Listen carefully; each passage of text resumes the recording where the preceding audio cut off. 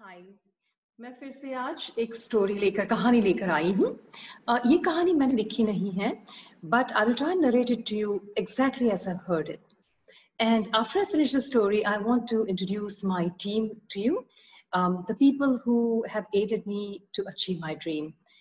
So stay on, and by the way, do leave your feedback after the video, after you watch the video. All right, let me start with the story now.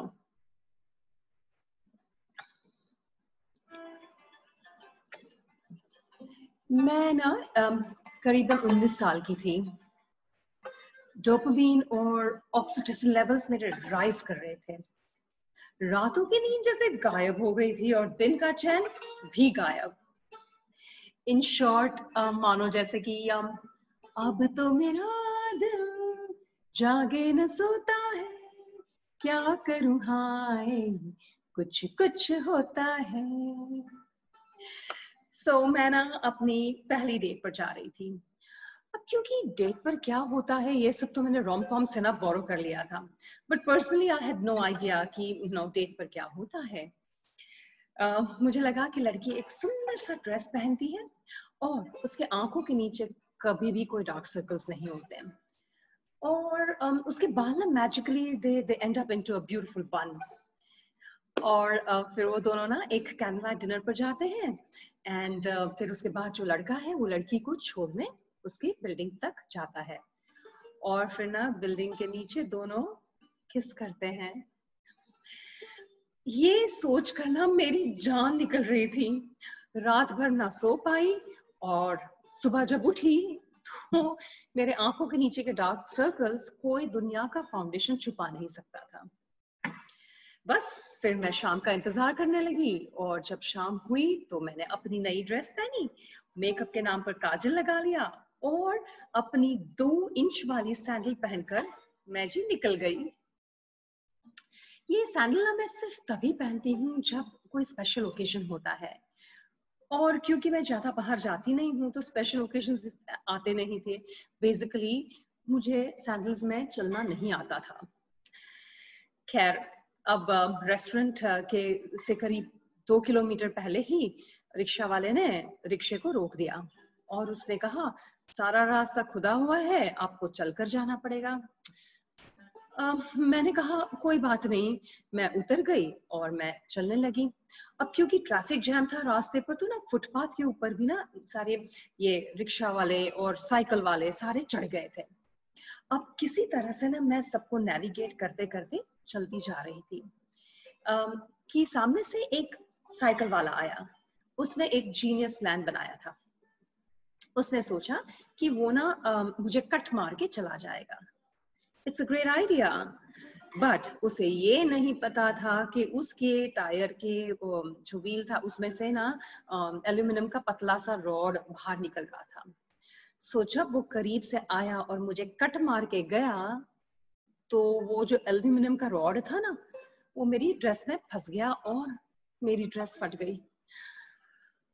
मैंने देखा और सोचा कोई बात नहीं, panic नहीं करते हैं, नीचे वैसे भी कोई नहीं देखेगा, और मैं बस चलने लगी।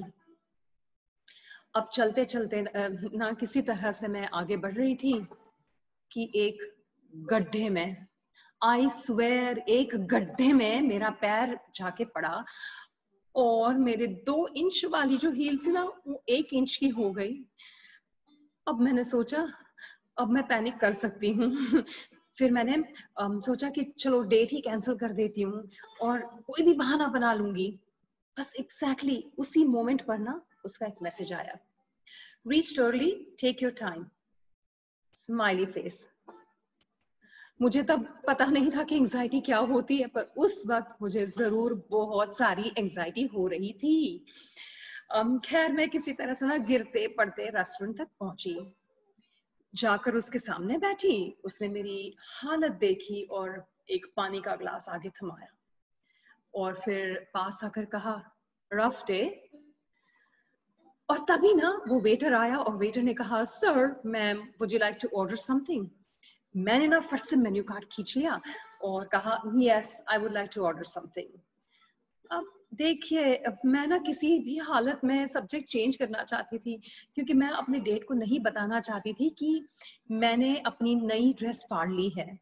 वो ड्रेस जो मैंने सिर्फ और सिर्फ इस डेट के लिए खरीदी थी।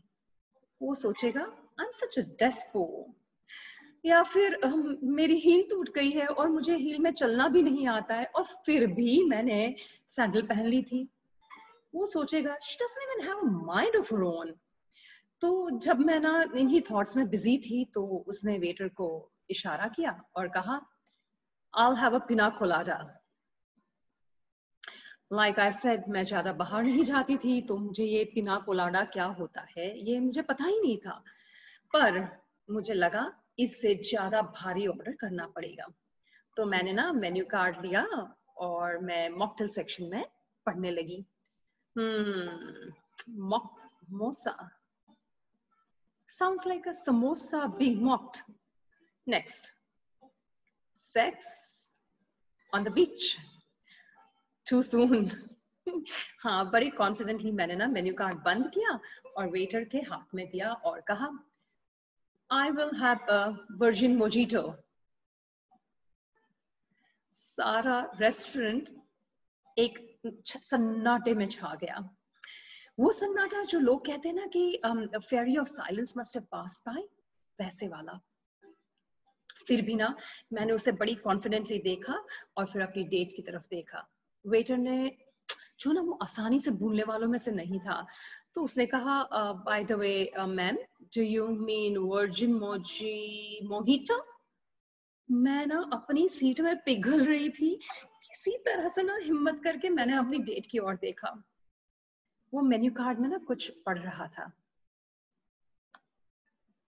उसने सुना था, मुझे पता है, उसने सुना था, पर उसने सुनकर भी अनसुना कर दिया था।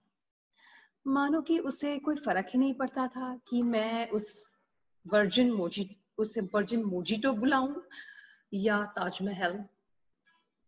फिर उसने मेरी ओर देखा और करीब आकर उसने कहा, ये डेट विद थोड़ा सा प्रेशराइजिंग लगता है ना? बहुत ज्यादा। कैसे करते हैं लोग, पता नहीं यार। उसने कहा, मुझे भी पता नहीं, पर हम दोस्ती से शुरुआत कर सकते हैं। इंस्टेंटली मैंने कहा, हाँ, लेट्स बी फ्रेंड्स। हाँ, उस दिन हमने ढेर सारी बातें की।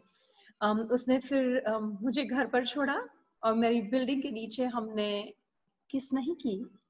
यार, रियल लाइफ में ना बहुत वियर्ड होता है। हाँ, पर हमने ना रोम कॉम्स का जमकर मजाक बनाया। उस दिन ना उसने मेरी ड्रेस को देखा, ना ही मेरी टूटी सैंडल्स को, और ना ही मेरे डार्क सर्कल्स को। उसने सिर्फ मुझे देखा। आज भी वो ड्रेस मेरे पास है, आज भी साइड से फटी हुई है। आज भी मुझे उस दिन की याद दिलाती है जब मैंने दो लोगों से दोस्ती की थी, एक उससे और एक खुद से। I hope you enjoyed the story. I would now like to introduce you to my team, and I will begin with my daughter Nandini Nagar. So when I decided to put this into action, she was the one who kind of went on to Zoom and figured out, how recordings are done. And so now what happens is I do the recording and then she edits everything that I, wherever it is needed. And then she posts it on YouTube. She has been constantly telling me that, Mom, you can do it. And Mom, you're doing well. Mom, you're good. And that kind of made me feel very confident. So thank you, Nandini. Another person I really want to thank is my niece, Shaivi Vaishnav. I called Shaivi before, I started interviewing people, and I said, look, Shaivi, it is nighttime, but I want you to design a logo for me, and I want it by tomorrow morning. In 2 hours' time, she had a logo ready, and she sent it across to me.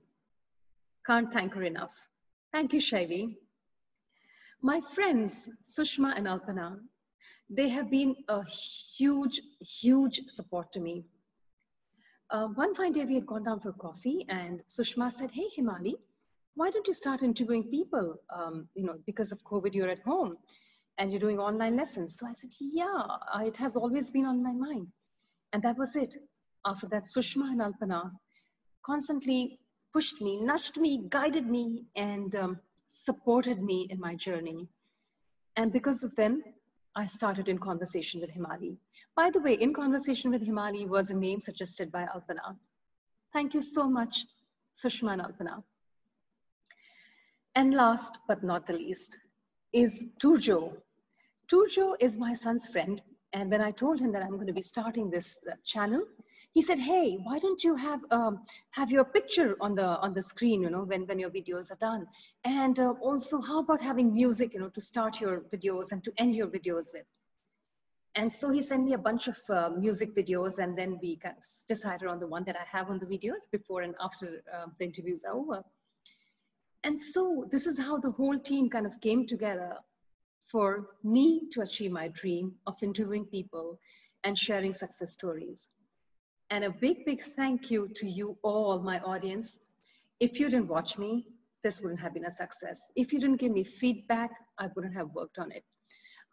If I had nobody to tell me, you know, that I was doing well, I wouldn't have been motivated enough to go on. So thank you, everyone. Thank you very much. Have a great day.